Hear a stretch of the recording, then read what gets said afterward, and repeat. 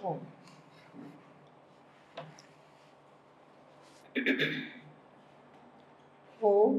यो भूतं च भव्यं च सर्वं यश्चाधितिष्ठति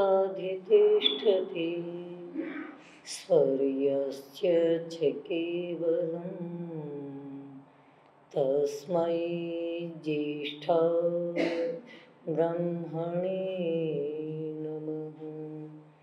तस्मै ज्येष्ठाय ब्रह्मणे नमः।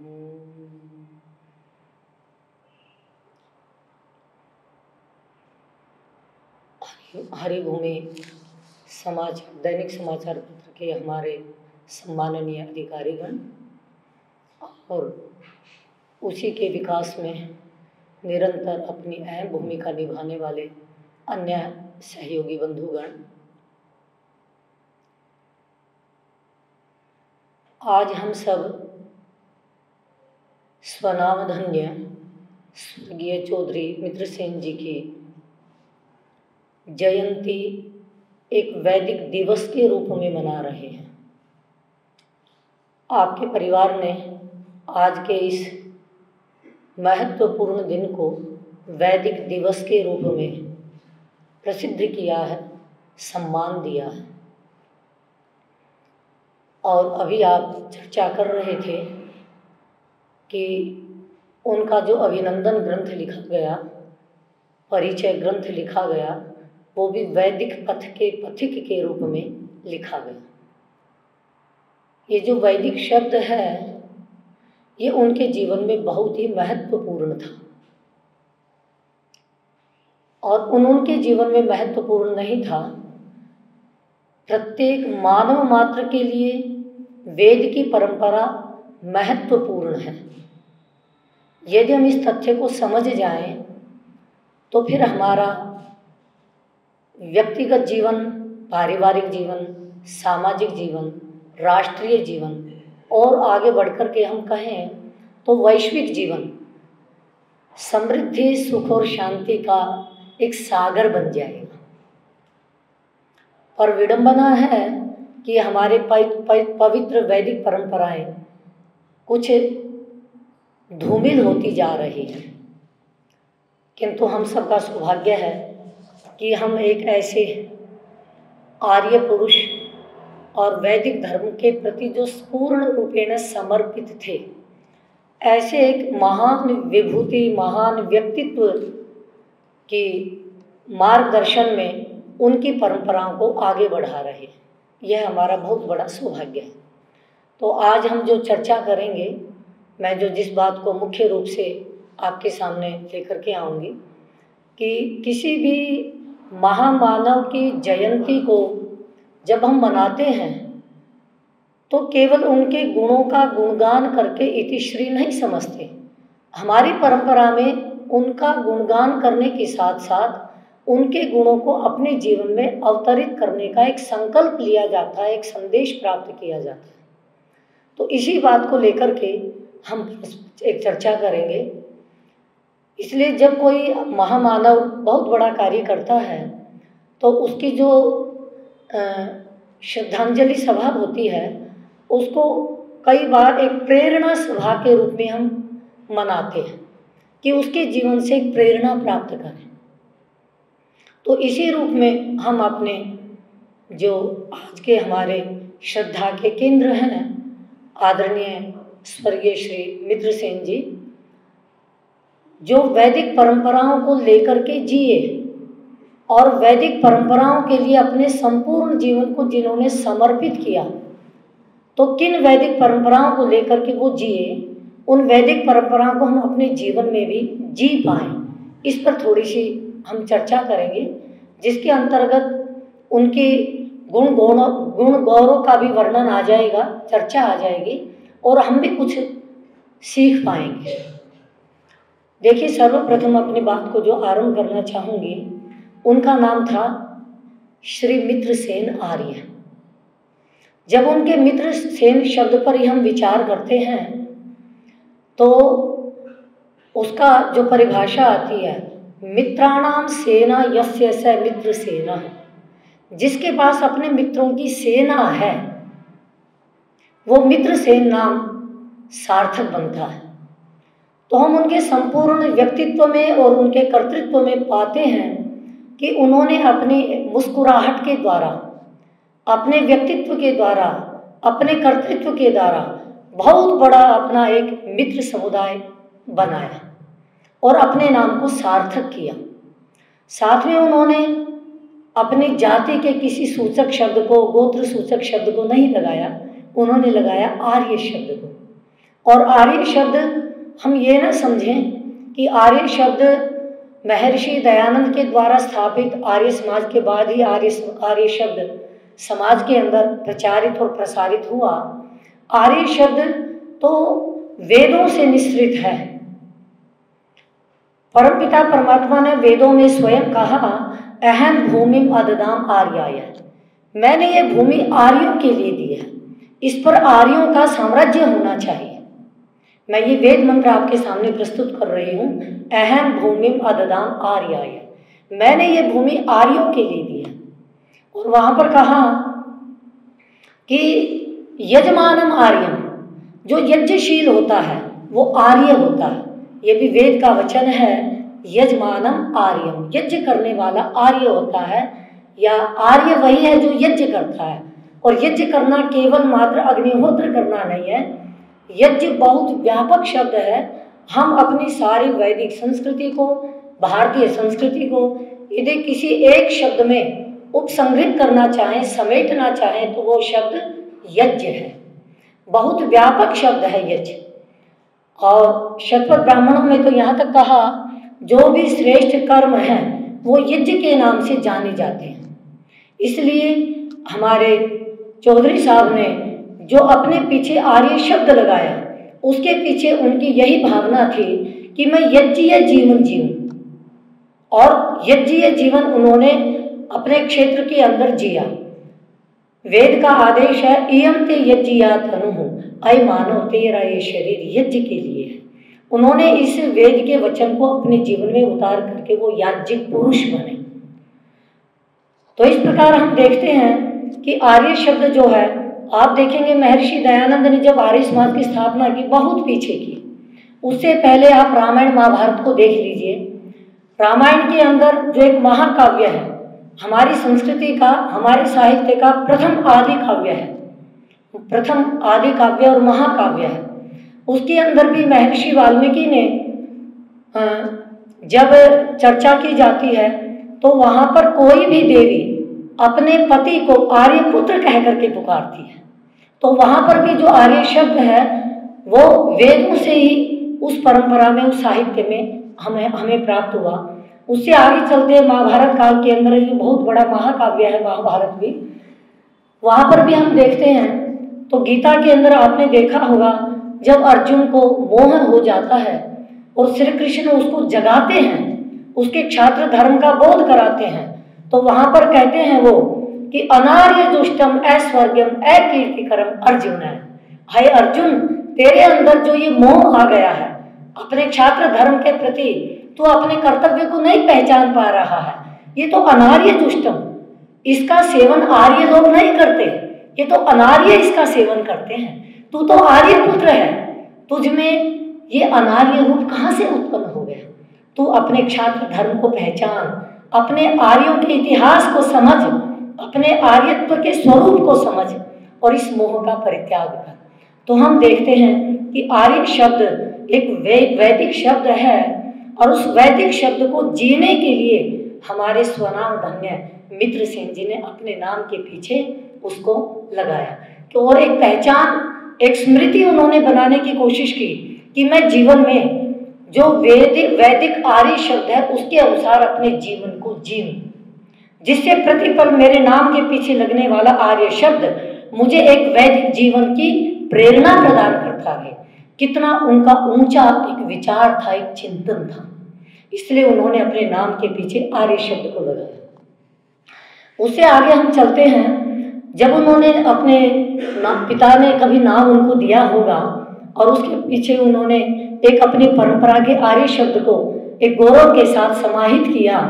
उसके बाद उन्होंने जब वेदों का अध्ययन किया, एक परंपरा से भी जो उनको मिला था, अपने पिता से भी मिला था, तो वहाँ पर वो देखते हैं कि वेद का एक मंत्र आता है, बड़ा प्यारा मंत्र है जिसमें मित्र शब्द बार बार आता है। धृते दृंघमा मित्रस्य मां चक्षुषा सर्वाणि भूतानि समीक्षन्ताम् मित्रस्याहं सर्वाणि भूतानि समीक्षे और मित्रस्य चक्षुषा समीक्षामहे। यजुर्वेद के 36वें अध्याय का यह 18वां मंत्र है। उन्होंने इस मंत्र को अपने जीवन का आदर्श बनाया और अपने नाम के साथ इसको समाहित करने का एक प्रयास किया। इसलिए आप देखेंगे कई बार मैं उनके कार्यक्रमों में मुझे जाने का सौभाग्य मिला, उद्बोधन करने का भी सौभाग्य मिला, तो वहाँ पर एक आदर्श वाक्य के रूप में मित्रस्याहं चक्षुषा सर्वाणि भूतानि समीक्षे, इस वाक्य को उद्धृत किया हुआ आपने भी देखा होगा। तो इस मंत्र को उन्होंने अपने जीवन का एक आदर्श वाक्य बनाया। इस मंत्र का अर्थ है, क्योंकि आज हम कुछ उन्होंने जिन वाक्यों को अपने जीवन में आदर्श बनाया, उन आदर्शों से प्रेरणा प्राप्त करने का भी आज एक सुंदर उनकी जयंती का ये अवसर है। तो जब हम देखते हैं उनके जीवन के अंदर इस प्रकार उन्होंने किया, तो उसमें उनकी ये प्रार्थना थी सर्वप्रथम, धृते दृंघमा, हे अविद्या रूपी अंधकार को, अज्ञान रूपी अंधकार को दूर करने वाले भगवान। धृते शब्द इस बात को कहता है, दृंघमा, मां मुझे दृढ़ कर दीजिए। किस चीज में दृढ़ कर दीजिए? मित्रस्याहं चक्षुषा सर्वाणि भूतानि समीक्षन्ताम्। कहते हैं कि मां मुझे सर्वाणि भूतानि, सभी प्राणी, मित्रस्य चक्षुषा समीक्षन्ताम्, मित्र की दृष्टि से देखें। और मित्रस्याहं सर्वाणि भूतानि समीक्षे, और मैं भी सबको मित्र की दृष्टि से देखूं। और आगे कहा, मित्रस्याहं चक्षुषा सर्वाणि भूतानि, हम उस पर एक दूसरे को मित्र की दृष्टि से देखें। तो ये कितना बड़ा एक आदर्श है। 3 वाक्य है यहाँ पर, मैं सबको मित्र की दृष्टि से देखूं, सभी प्राणी मुझे भी मित्र की दृष्टि से देखें, और हम परस्पर सब एक दूसरे को मित्र की दृष्टि से देखें। ये मित्र की दृष्टि जब बन जाती है तो कितना बड़ा एक समाज के अंदर एक सुंदर वातावरण बन जाता है। हम विचार करें अपने जीवन के अंदर कि माता पिता और गुरु, और एक होता है मित्र। हम माता पिता और गुरु से भी अपनी सारी बातें शेयर नहीं कर पाते हैं, किंतु मित्र से अपने जीवन की सारी बातें शेयर कर लेते हैं। तो ये जो मित्र का भाव है, इसका बहुत बड़ा एक जीवन के अंदर एक बहुत बड़ी भूमिका होती है। जहाँ परमात्मा को भी हम मित्र की अपना मित्र बना लेते हैं, त्वमेव माता च पिता त्वमेव बंधुश्च सखा त्वमेव, वहाँ पर परमात्मा को भी हम मित्र के रूप में पुकारते हैं। बहुत सारे वेद मंत्रों में इस प्रकार का प्रार्थना आती है। तो एक मित्र की दृष्टि से जब हम परस्पर देखने लग जाते हैं तो समाज का, परिवार का, व्यक्ति का एक वातावरण, बहुत एक स्नेह का वातावरण बन जाता है। विवाह संस्कार के अंदर भी जब पति पत्नी जो विधियां करते हैं, वहाँ पर एक सप्तपदी की विधि आती है। वहाँ पर भी पति पत्नी दोनों एक दूसरे के मित्र बन जाते हैं, और वो मित्र बनकर के 7 चरण आगे चलते हैं, और वहाँ पर इस विधि के संपन्न होने पर वो एक मित्र बन करके उस जीवन यात्रा को आगे बढ़ाते हैं। तो हम जीवन के बहुत सारे कार्य क्षेत्रों में देखते हैं जहाँ जहाँ मित्र भाव जुड़ जाता है। एक माता पिता जब अपनी संतान के मित्र के समान बन जाते हैं, तो वो पुत्र अपने माता पिता के सामने अपनी सारी बातें कहने में समर्थ हो जाता है। एक विद्यार्थी जब अपने गुरु के सामने मित्र का भाव दोनों का बनने लग जाता है, तो एक अंतेवासी अपने गुरु का मित्र जब बन जाता है तो अपनी सारी बातें अपने गुरु के सामने रख देता है। अर्थात वहाँ पर गुरु के सामने भी, माता पिता के सामने भी जब मित्र का भाव साथ में जुड़ जाता है तो एक खुलापन बन जाता है। तो इतना ऊंचा एक मित्र शब्द है।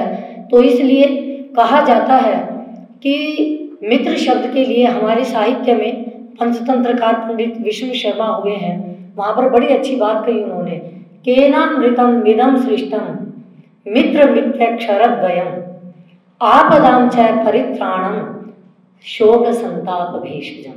ये मित्र शब्द किसने बना दिया? जो अमृत के समान 2 अक्षर का मित्र शब्द किसने बना दिया? जो आपदां परित्राणम, विपत्तियों से रक्षा करता है। जहां भी मित्र भाव बन जाता है वहीं पर हम अपनी विपत्ति अपने मित्र के सामने कहते हैं और वो हमारी रक्षा करने के लिए कटिबद्ध हो जाता है। शोक संताप भेषजम, हमें दुख और संताप की औषध बन करके हमारी सहायता करता है। ये अमृत रूप 2 अक्षर का मित्र शब्द किसने बना दिया? तो हमारे इस चौधरी साहब के जीवन में मित्र शब्द इस रूप में प्रकट हुआ। इस रूप में अपने सभी लोगों को उन्होंने मित्र की दृष्टि से देखने का प्रयास किया और उनको अमृत दिया। इस प्रकार से हम देख सकते हैं, हम भी अपने जीवन में इस चीज को लेकर के यदि चलते हैं तो एक बहुत बड़ा अपने आसपास के वातावरण के अंदर एक स्नेह का वातावरण बन जाएगा। तो उनके नाम में विद्यमान मित्र शब्द से हम इस चीज को ले सकते हैं कि उनके समान हम अपने मित्र की सेना बनाएंगे। मित्र का भाव जब बन जाता है तो भर्तृहरि का नाम आपने सुना होगा साहित्य के अंदर। वहां पर उन्होंने बड़ी सुंदर बात कही है कि हम अच्छा मित्र कैसे बन सकते हैं। हमारे श्रद्धा के केंद्र मित्रसेन जी ने उत्तम मित्र बने हो, तो वहां पर उन्होंने बड़ी अच्छी बात कही राजा भर्तृहरि ने, जिन्होंने 3 शतक लिखी हैं, नीति शतक, वैराग्य शतक और श्रृंगार शतक। और वो जिए उन चीजों को, जीने के बाद अपने जीवन का अनुभव 3 शतकों में उन्होंने लिखा। तो नीति शतक के अंदर नीति की बातें हैं, वहां पर उन्होंने बड़ी अच्छी बात कही, पापान निवारयति योजयते हिताय। अर्थात जो उत्तम मित्र होता है वो क्या करता है, हम इस चीज को सीख सकते हैं। मैंने अपने मित्रसेन जी के जीवन में, क्योंकि काफी मैं उनके निकट रही हूँ, बहुत अवसरों पर उनसे चर्चाएं होती रही, उनसे मिलना जुलना होता रहा, तो उनकी जो मुस्कुराहट में मैं मित्र का भाव देखती थी। तो मैं देखती थी पापा निवारयति, अर्थात जब वो मित्र भाव बन जाता है तो व्यक्ति उसके जो भी उसके जीवन में अशुभ होता है उसको वो दूर कर देता है। वो अशुभ को संरक्षण नहीं देता। उत्तम मित्र यदि उसके जीवन में कुछ भी अशुभ है, बुरा है, यदि उसको बचाता है उस चीज से, तो समझिए वो उसका उत्तम मित्र नहीं है। वो तो उसके जीवन में आने वाले किसी भी अशुभ से उसको क्या करता है, निवारयति, हटाता है। मैंने उनके जीवन में ये चीज देखी, जब भी कोई चर्चा चलती थी सदा अशुभ से निवृत्ति का वो प्रयास करते थे। पापा निवारति योजयते हिताय, और हितकारी कार्यों में लगाता है। उनके जीवन में ये चीज आप देखेंगे, यदि उनके आसपास रहने वाला व्यक्ति कोई अहित का काम कर रहा है तो उसको हित का उपदेश करते हैं। पापा निवारति योजयते हिताय गुह्यम निगूहति। यदि उसकी कोई ऐसी बात है जिसको छिपाना है, क्यों, किस बात को छिपाना है, जिससे वो हतोत्साहित ना हो जाए सामने आ जाने से, जिससे वो उदास ना हो जाए, वो निराश ना हो जाए, वो दुखी ना हो जाए, ऐसी बात को वो क्या करता है, अच्छा मित्र छिपाता है, गुप्त रूप से रख लेता है। पापा योजय गुह्यम निगूहति गुणान प्रकटीकरोति, और उसके गुणों को प्रकट करता है। एक अच्छा मित्र अपने मित्र के गुणों को सदा सामने लेकर के आता है। और आगे कहता है गुह्यम निगूहति गुणान प्रकटीकरोति आपदगतम चन जहाति ददाति काले। आपदगतम, यदि वो विपत्ति में पड़ जाता है तो उसको न जहाती, उसका साथ कभी नहीं छोड़ता, और ददाति काले, समय समय पर वो देता है। ये चीज मैंने उनके जीवन में देखी मुख्य रूप से। एक उनके यहाँ पर पुरोहिताई का काम करते थे एक भाई, तो उनके जीवन में बहुत संकट आया, वो उनके पास गए, उन्होंने उनको मकान बनाने के लिए बहुत अच्छी राशि प्रदान की। तो कई बार जब भी मेरी उनसे चर्चा करती है कि मैं विपत्ति में पड़ा तो मित्रसेन जी ने मेरा साथ नहीं छोड़ा और ऐसे संकट काल में मुझे दिया।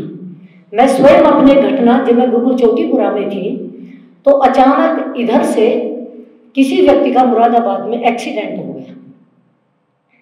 तो उस व्यक्ति का एक्सीडेंट जब हुआ तो उसका गुरुकुल में हमारे पास चौकीपुरा में फोन आया। और कहा कि ऐसे ऐसे मैं खांडा खेड़ी गांव का व्यक्ति हूँ, उस क्षेत्र का व्यक्ति हूँ, चौधरी साहब को जानता हूँ और मेरा एक्सीडेंट हो गया है, आप आकर के मेरी सहायता करें, मैं हॉस्पिटल में एडमिट हूँ। और तो हमने उसका नाम पता पूछा। नाम पता पूछने के बाद फिर हमने चौधरी साहब को फ़ोन किया। मैं कहा ऐसा ऐसा कोई व्यक्ति है, वो आपका नाम ले रहा है, सहायता की याचना कर रहा है, क्या आप जानते हैं? उन्होंने कहा मुझे कुछ भी याद नहीं आ रहा, पर आप जाइए और उसकी सहायता कीजिए और जो भी खर्चा होगा उस खर्चे को मैं वहन करूँगा। तो ये था, किसी भी व्यक्ति ने यदि मेरे नाम से एक सहायता की कामना की है, इच्छा की है, तो उसकी सहायता होनी ही चाहिए। तो ये मैंने उनके जीवन में, मैं प्रत्यक्ष घटना इसकी साक्षी हूँ स्वयं, ये कार्य उन्होंने किया। तो ये है सन्मित्र का लक्षण, अर्थात एक अपरिचित भी यदि वो मुझे जानता है, मैं अपनी विस्मृति में संभवतः उसको भूल गया होगा, यदि उसकी मेरे नाम से उसकी सहायता की इच्छा है तो मैं उसकी सहायता करूँ। तो इस प्रकार से मैं देखती हूँ उन्होंने अपने नाम में जुड़े हुए मित्र शब्द को मित्र की परिभाषाओं से समझने का प्रयास किया और उसको वो जिए। तो ये जो वेद का जो ये मंत्र है, क्योंकि वे वैदिक पथ के राही रहे, वेदों से वो सारा संदेश प्राप्त करते रहे और वो तदनुसार अपने जीवन में जिए, तो हम भी वैदिक पथ के राही बन करके और वेद मंत्रों से जैसे वो जिए वैसे हम भी जीने का प्रयास करें।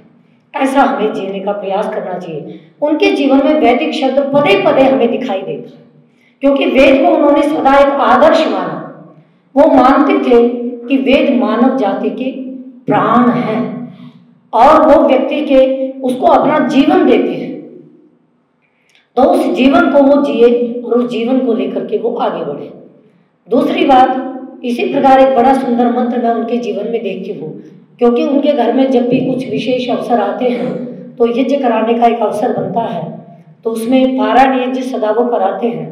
तो उन मंत्रों का जब पाठ होता है तो वो उनके जीवन पर उस समय बड़ा एक चिंतन करते हैं कि उनके जीवन में वेद किस प्रकार से ओतप्रोत रहा, और उस ओतप्रोत होने के कारण उनके जीवन काल में लिखा हुआ उनका जीवन ग्रंथ वैदिक पथ का पथिक, संभवतः ये नाम भी उन्होंने इसलिए दिया था कि मेरा परिवार भी मेरे पीछे से वैदिक पथ का पथिक बने। मेरे साथ रहने वाले जितने भी सहयोगी बंधु हैं, जो मेरे अपने हैं, मेरे कार्य क्षेत्र में मेरा सहयोग कर रहे हैं, वो सभी के सभी वैदिक पथ के पथिक बने। उनके जीवन के अंदर ये शब्द बहुत महत्वपूर्ण था, इसलिए उनके इस भाव को समझ करके परिवार ने आज वैदिक दिवस के रूप में इस कार्यक्रम का आयोजन यत्र तत्र वो संपन्न हो रहा है, कर रहा है। दूसरी बात, वेद का ऋग्वेद का एक मंत्र आता है, मैं उस बात को इसलिए ले रही हूँ, वो वैदिक पथ के पथिक बने, राही बने, अपने परिवार को भी वेद के मार्ग पर उन्होंने चलाया और अन्य सभी लोगों से भी उनकी यही आशा रही कि सब वेद मार्ग का के अनुयायी बने। इसलिए वेद मंत्र पर उनके जीवन को जब हम चिंतन करेंगे, विचार करेंगे, तो हमारे जीवन के अंदर भी वो चीज़ें सहज भाव से आ सकती हैं। तो एक मंत्र है, तन तुम तन्मन रजसो भानुमन बेहे ज्योतिष्मत पथो वृक्ष धिया प्रधान अनुर्वणम जो कुवामपो मनुर्भव जनया द्रव्यम जन। बड़ा अच्छा मंत्र है, जिसके 2 चरणों पर केवल मैं बात करूंगी, मंत्र की व्याख्या लंबी हो जाएगी। मनुर्भव जनया द्रव्यम जन, हम शरीर से तो मनुष्य हैं, किंतु फिर भी वेद हमें कह रहा है मनुर्भव, तू मनुष्य है। जब हम मनुष्य शरीर में आ ही गए तो परमात्मा को इस उपदेश को करने की क्या आवश्यकता थी कि तू मनुष्य बन। कहते मनुष्य शरीर प्राप्त करके भी, मनुष्य शरीर तो हमें प्राप्त हो जाता है यदि 50% भी शुभ कर्म हम कर लेते हैं तो हमें मनुष्य शरीर प्राप्त हो जाता है, और बाकी जो 50% हमारे कर्म अशुभ होते हैं उन कर्मों का मनुष्य शरीर में हम फल पाते हैं। पूर्वकृत कर्मों का फल हम प्राप्त करते चले जाते, नए कर्मों को बनाते जाते, पूर्व कर्मों का फल प्राप्त करते चले जाते। तो हम मानव शरीर में आकर के हमारे साथ 3 संभावनाएं जुड़ जाती हैं। मानव शरीर प्राप्त करने के बाद हम मानव शरीर में खड़े हैं, यदि मानवोचित कर्मों को करेंगे मननशील होकर के कर्मों करेंगे तो मानव से ऊपर हम देवता बन जाएंगे। और मानवता के कर्मों को न करके, हमें मानवीय कर्मों को न करें और पशुता के साथ कर्म करें, पाशविक कर्मों को करेंगे तो हम मानव से नीचे जाकर के दानव बन जाएंगे। तो ये हमारे बीच की श्रेणी है मानव। इसी से उत्तम कर्मों को, मानवीय कर्मों को बहुत ही प्रकर्षता के साथ करेंगे तो देवत्व को प्राप्त कर जाएंगे, देवता बन जाएंगे। और मानवीय कर्मों का परित्याग कर देंगे तो हम पशुता में जाकर के दानव बन जाएंगे। इसलिए परमात्मा ने कहा कि तू मनोर्भव है, तू अपने मानव संज्ञा को सार्थक करता हुआ देवत्व को प्राप्त कर। हम देखते हैं उन्होंने इस चीज का अपने जीवन में बहुत मानव धर्म का पालन किया। मानव का पहला जो कर्तव्य है कि पुमान पुमान सम परिपात विश्वत, मनुष्य मनुष्य की रक्षा करे, मनुष्य मनुष्य को कष्ट ना दे, उसकी हिंसा ना करे। हिंसा करने का मतलब होता है किसी को भी दुख देना, अपने मन से, अपने वचन से, अपने कर्म से किसी को दुख देना, ये मानवता नहीं है। मानव मानव की रक्षा करे, अपने मन वचन कर्म से सबके सुख का हेतु बने। यदि ऐसा हम कर पाते हैं तो हम मानवता से देवत्व की ओर जाने का मार्ग प्रशस्त कर रहे हैं। उन्होंने अपने जीवन में देखा कितना घोर पुरुषार्थ किया, कितनी एक आर्थिक रूप से वो सामान्य व्यक्ति रहेंगे किंतु घोर पुरुषार्थ करके उन्होंने अपने आप को आर्थिक रूप से समृद्ध किया और उसके पश्चात अपने वंश की परंपराओं को आगे बढ़ाया। उनके पिता आर्य थे, चौधरी श्रीराम जी। उन्होंने आर्यत्व का प्रचार प्रसार किया तो उस ख्याति को उन्होंने पीछे से लिया और उसके पश्चात आजीवन उन पुमान पुमान सम परिपात विश्व, उस मानव धर्म का, वेद के इस संदेश को वो अपनी संतानों में भी पिरोते रहे।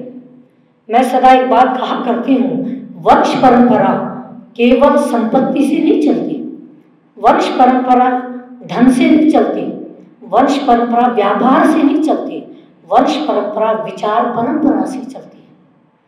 उन्होंने अपने पिता से विचारों को लिया, आर्यत्व के विचारों को लिया और महर्षि दयानंद के मंतव्यों और सिद्धांतों को लिया और उसके पश्चात खुद उसको जिया और अगली अपने पुत्रों को, अपने परिवार को, उस धरती को दे दिया।